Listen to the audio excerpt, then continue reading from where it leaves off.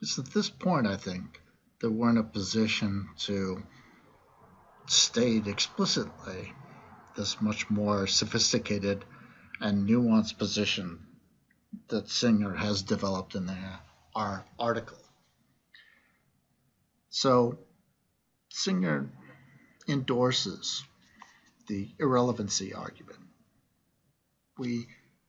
definitely have good reasons to suppose that actions that are discriminatory based on properties of an individual or a group that are irrelevant or arbitrary with respect to the actions themselves are morally wrong. However, we can justify some discriminatory actions, but only insofar as they satisfy the following two constraints. So, those discriminatory actions have to follow from a legitimate purpose had by the agent, and that purpose has to render the property, in this case race, intrinsically relevant to the purpose itself. And hence, discriminatory practices that follow from a legitimate purpose, but that only become relevant in light of that purpose because of indirect and derivative sources in arbitrary and irrelevant rationales, get ruled out by this first clause. And so we allow the filmmakers' discriminatory practices as not being morally blameworthy, but we rule out other cases of discriminatory practices like the cake shop owners' practices. However, in ruling out these cases, we're looking to seek a balance by requiring that the agents temper any discriminatory practices that their legitimate purpose renders intrinsically relevant by balancing the resulting harm to people's freedom by depriving people of the possibility of engaging in those discriminatory practices against the harm that such freedom can do to other people. And Singer argues ultimately in these cases the only defeasible position to have with regard to the balance of freedom versus harm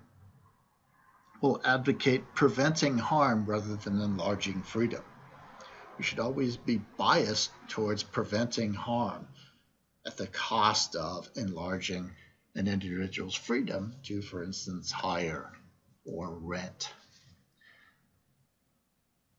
And Singer's going to want to claim that this seems true even in cases like the landlord case, where, according to the story, the prohibition on the discriminatory practice in the case of the landlord will probably inflict a long-term harm on the landlord. The landlord's business will become less profitable, either because of increased defaults or because of increased costs for vetting potential tenants. Nevertheless, Singer thinks, we can make a compelling argument that the landlord's behaviors are morally wrong and that that practice should be prohibited as immoral and discriminatory on the grounds that it propagates a continued institutional and communal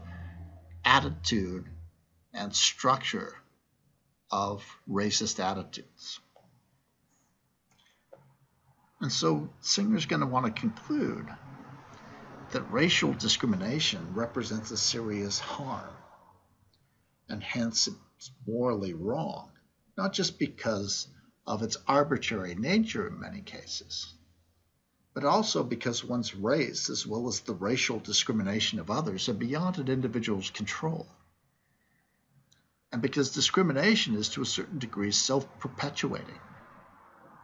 Hence, ethical theorists, Singer wants to suggest, can justify the prohibition of such discrimination for the purpose of breaking the cycle of deprivation and discrimination that such actions would otherwise support. And hence we see Singer using these cases to develop a much more sophisticated and nuanced argument that encompasses a much wider range of discriminatory behaviors and allows theorists even to make cases that some discriminatory behaviors aren't morally wrong, or at least not morally blameworthy, while others clearly are. And that doesn't rely purely upon the notion that such behaviors are morally wrong because they